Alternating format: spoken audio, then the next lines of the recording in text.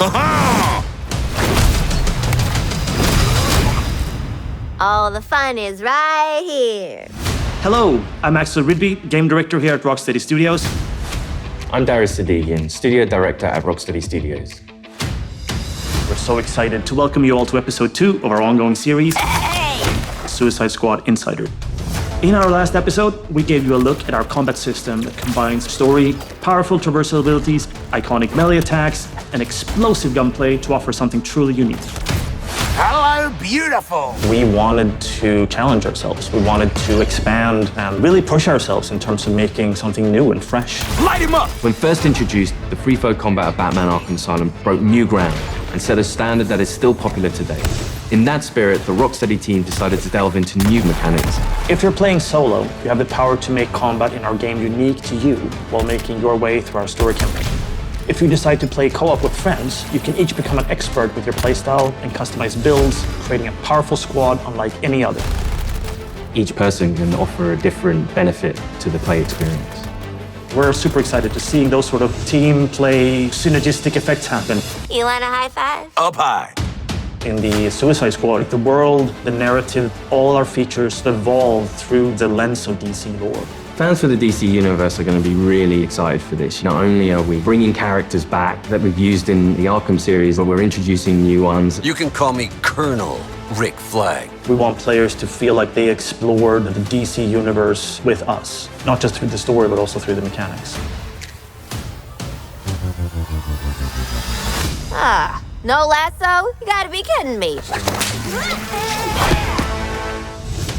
In this episode, we'll meet some of the iconic DC characters who will be helping our anti-heroes to take on their impossible mission. Awesome. Through conversations with our team, our voice cast, and our playtesters, along with extended gameplay, we'll give you a preview of some of the amazing new possibilities we're excited about with Suicide Squad Kill the Justice League. Wait, which superheroes did you say you were again?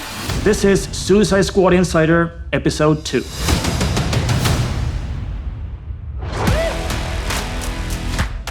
The RPG systems are the connective tissue inside of the game. Things like weapon customization, talent customization, things that really let players get into how they want their character to play. Now, let's begin. We built this game with near limitless strategic and personal options. Players craft their own character within a character. Everyone can pick not only their favorite, but really make a character that's their own. There's really high skill ceiling mechanics in this game where as you learn to traverse, as you learn to combine your character's abilities more and more, you become better, your character becomes stronger, and in the story of the game, you're taking on stronger and stronger threats. We have this perspective of always tying back to the narrative and always giving context around the mechanics. With the DC world out there, it just gave us unlimited potential. With the Arkham games, you could modify some elements of Batman himself. But we knew early on, going with an action shooter was an opportunity to go down a new path and try out new mechanics with a new type of game. Someone's been busy. How'd you have time to make all this? In our last episode, we showed the Suicide Squad recruiting the Penguin for Argus. Okay, Waller. We bagged Penguin. He goes back to the Hall of Justice to start helping the squad out. I'm taking authority. Since we last showed you the Justice League's HQ, it's had a makeover from Amanda Waller and her team, and it's now the forward operating base for Argus's fight against Brainiac. So when considering gameplay, we knew we needed an arms dealer. You need a good gun runner. For us, it's been great to bring Penguin back from the Arkham days. We love working with this character. What he gives you is lots of options for upgrading individual weapons, crafting. It feels like you're actually interacting with Penguin when you're crafting these items, and that's really where Penguin as a character comes to life in the game. You get to build them up, creating some really unique combinations, and you can play the game in a way that's unique to you. We have weapons based on different manufacturers. Star Labs, we have Amertech, we have LexCorp, we have DCPD, and they all come with different flavors.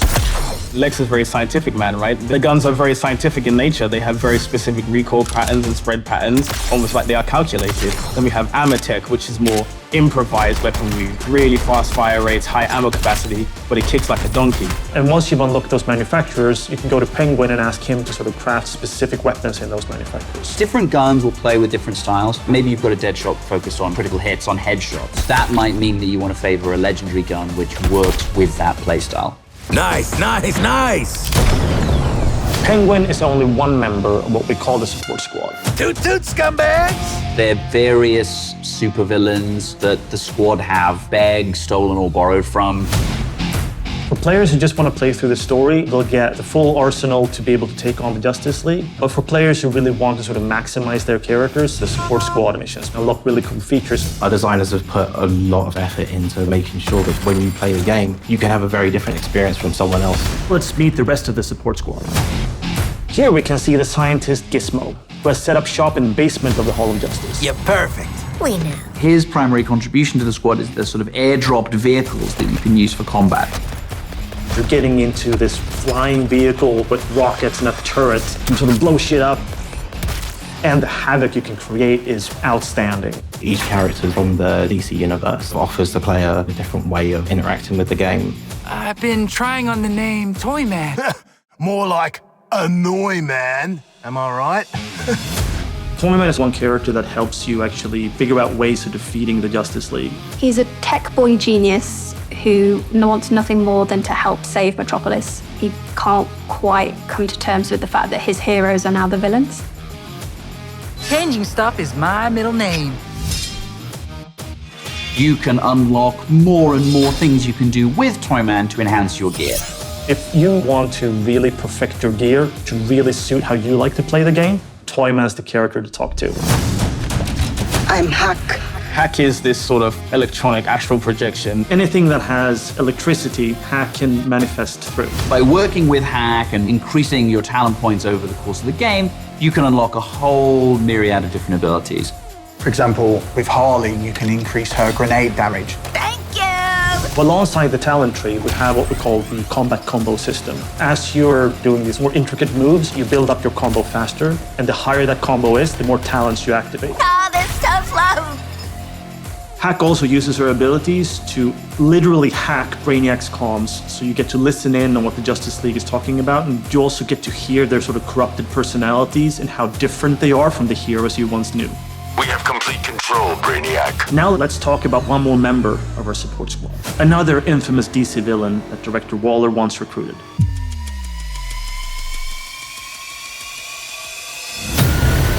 At this point in the game, the squad has discovered evidence that Poison Ivy may be alive. Ivy? Poison Ivy? Dead Poison Ivy after Scarecrow gave Gotham a crop dusting. For fans who paid close attention in Arkham Knight, they will remember that when Poison Ivy died, she left behind a little sprout. I got a real strong hunch she ain't pushing up daisies no more. And in this game, you discover that that sproutling has been cared for by some people who may have had their own motivations for doing so.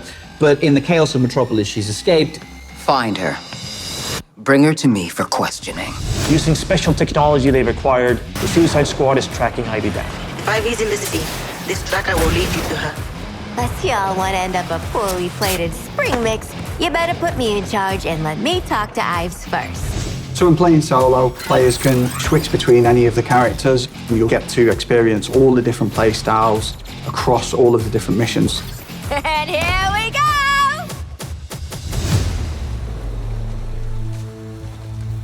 So here she is. Thought she'd be taller. Are you serious right now? Poison Ivy is a redhead. This is a plant. You might be the dumbest. There's my girl.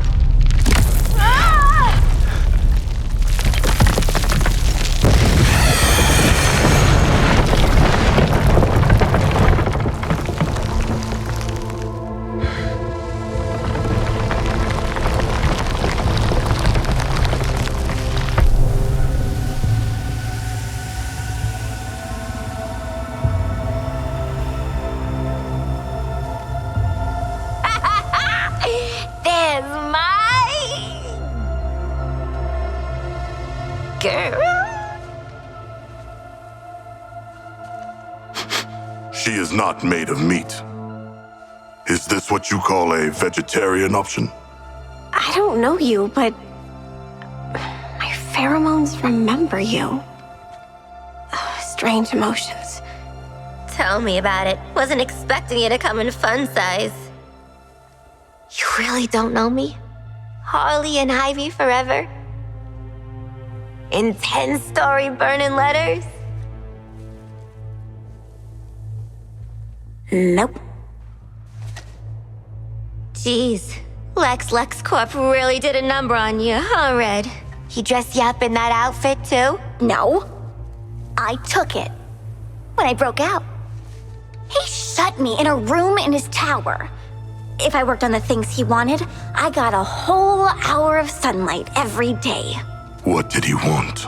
Weapons, making them more effective against the alien invaders. You know, they're very susceptible to plant toxins.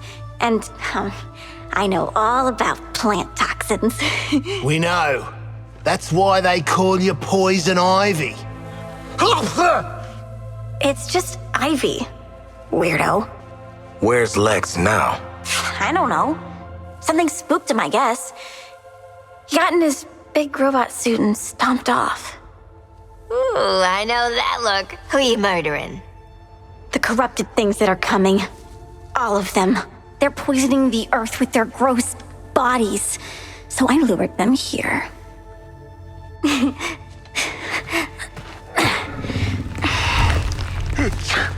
The wrath of nature. I like it. Oh, this is my friend Daphne. We'll make all the aliens choke to death on spores. You make sure Daphne doesn't die, or you're next.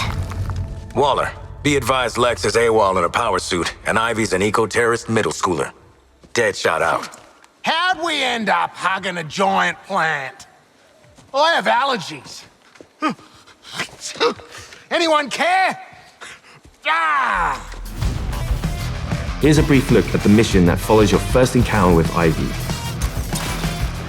You'll see a variety of custom builds and loadouts that draw on the power of DC villains. Ivy's plans need protection. Split up your squad to attack from different directions. Our asses won't get kicked just standing here. Now go defend! Combat in this game revolves around 3 core pillars: traversal, gunplay, and melee. Someone like Deadshot can take a vantage point, can provide cover fire.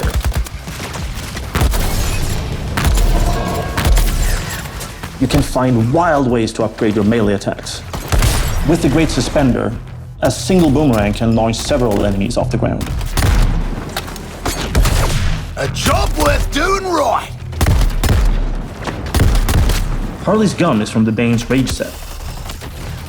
Landing a critical hit spawns a power-up that can infuse other weapons like grenades with Bane's Rage, making them more powerful. Get the invaders off Daphne! Quickly! Those aliens pollute everything! King Shark's loadout here includes Black Mask's Bulletstorm and the Heatwave's Molten Shield to synergize. He has triggered the Bulletstorm effect, which means that he's now immune from damage thanks to the Heatwave's Molten Shield, making this a perfect opportunity to get in close. Savor it! This mission is where we introduce Afflictions, elemental attacks from Ivy's plants that draw on the powers of different DC villains. Use an Affliction to freeze your enemies before you deliver an explosive finale. Task Force X, report. Have you secured Ivy? Yeah, kind of a funny story. Although she doesn't remember her old life, Ivy is still a deadly expert with toxins, and she can offer your builds an interesting new feature: Afflictions. The results are so neat. When you manage to recruit her, she comes back to the Hall of Justice as kind of like a loose cannon, precocious toddler who also has terrifying genetic engineering powers. Then we introduce the concept of afflictions. Players can apply these afflictions to their melee weapons, their grenades, so they can mix and match different things for the encounter. And each affliction ties back to a DC character. So we have 4 afflictions. Diablo Blaze sets people on fire, burns them over time. But you can't shield harvest them. We have Deep Freeze, freezes people. You can shatter them with your guns, but they are pretty resistant to melee damage. They won't drop ammo when they die. At any point, you can have up to 2 different elemental afflictions, then add in the 3 other players. So what you've got there is lots of different ways to engage with enemies. Your fight is far from over. So at Rocksteady, what we sort of pride ourselves on is investigating how players play. Do they get the language that we're trying to create? We had an amazing opportunity to get a group of proper gamers from the community involved in the development process pretty early. Some of the characters, the mission types during the story, I'd definitely say this has got a Rocksteady stamp on it. The experience of Suicide Squad Kill the Justice League is really fluid, really smooth, it feels really polished. It's chaos, but in a good way. It's very fast and very momentum-based, and I think there's a lot of verticality to it. No other game that makes you feel so free and powerful. Yes! You also have this deep building of your character with a more superhero twist. For example, I kind of gravitated towards Dead Shark because I'm a big fan of shooting guns and big crit builds. You can use the juggling mechanic to get 100% crit chance, and then from there, do big damage. The knowledge that we gained, seeing players explore the mechanics, it gave us like a little taste of what it's going to be like when we got like a bigger community to share the game with. Now listen, how about a team up? When the studio made the Arkham series, we were very much focused on single character, single perspective. And with this game, we saw that opportunity to get the community more involved. For us, it was about expanding and enhancing into something new and different. And we wanted this experience to be shared with more than just one person.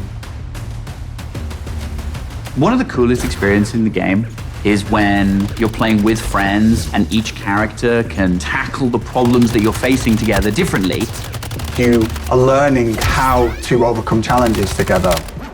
All these characters are geared up to be able to complement each other. Because each of them is moving differently, sometimes another character might come in from a direction you don't expect. You can create unintentional cinematic moments with your friends. When you really are in sync with your squad, it's such a special feeling, and I think something I haven't experienced in any other game. Multiplayer is new for the studio, but it's super exciting because we get to see Rocksteady hallmarks of story-driven game, but from multiple perspectives, and getting to share that with your friends is pretty unique. We hope you enjoyed episode 2 of Suicide Squad Insider. Phew, I need a smoke. I need more therapy. In our next episode, we'll take a look at what you can expect from our game after launch. This is the biggest cinematic experience that Rocksteady has ever created, with more hours of cinematic cutscenes than ever before. But I think we leave the setting of our story open enough that for post-launch content, players will be excited to come back and find out what we're going to do next. You, want to talk about it? Know what, Quinn? I do. I don't think players are ready for the new playable characters they're going to get, or even the places they're going to get to take them. This game is much bigger than the world of the Suicide Squad. Rocksteady will continue to build on the story. We're delivering you a full game, but for those that want to go further, we're going to have lots of new updates that are free to our players, and we really want to engage with our community to give them new experiences regularly. At the end of the game, everyone goes, wow, this was a hell of a ride. Let's play again.